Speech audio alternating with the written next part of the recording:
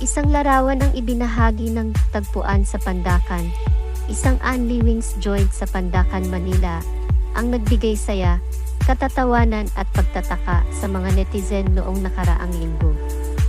Mula sa kumalat na larawan, ipinakita ang mga pulis na naka-uniforme na nag-i-enjoy sa kanilang pagkain sa kainan, kasama ang isang misteryosong lalaking may suot na maliwanag na kulay na orange.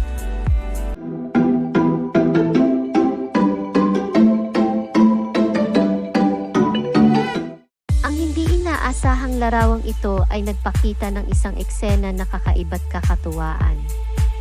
Ang mga pulis at ang lalaking naka-orange ay tila nagtagpo sa di inaasahang pagkakataon, ang pagsasalo ng Only Wings feast sa isang lugar na kilala sa kakaibang ambience nito.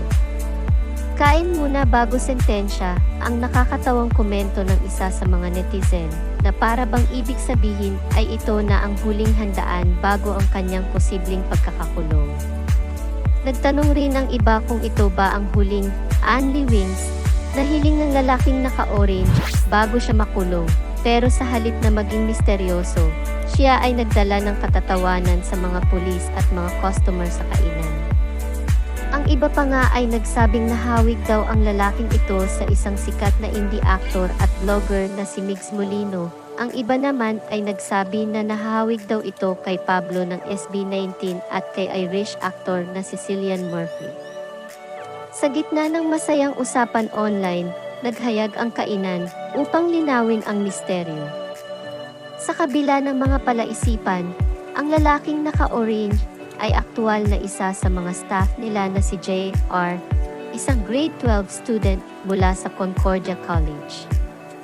Ang pag-upo ni JR kasama ang mga customer na pulis para sa viral na larawan ay di inaasahan na nagdulot ng ingay sa social media.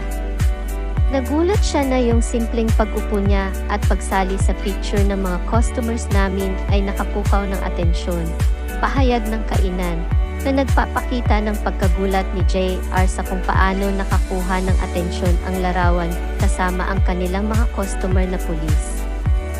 Inilahad pa ng kainan na ang orange shirt na isinusuot ng kanilang mga staff ay bagong bili at wala pang logo ng kainan noong kumalat ang larawan. Ang pagpili ng kulay orange ay may layunin dahil ito ay nakatutugma sa kanilang vintage na ambience.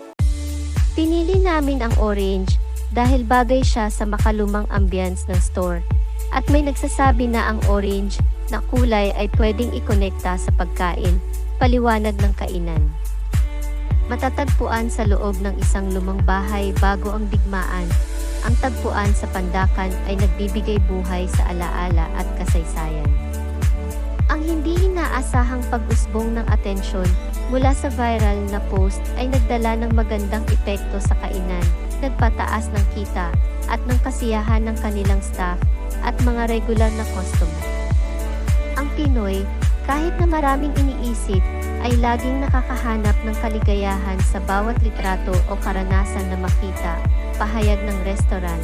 Pinapakita ang kakayahan ng mga Pilipino na hanapin ang kaligayahan kahit sa mga hindi inaasahan na larawan o karanasan.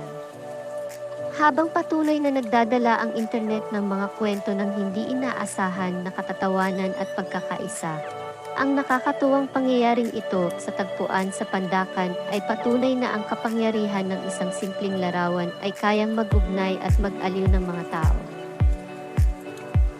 Hanggang dito na lamang ang video na ito. Kung nag-enjoy ka at nagustuhan mo ang video na ito baka naman pwede mong pindutin ang subscribe button at ang notification bell upang hindi mo ma-miss out ang mga bagong video natin.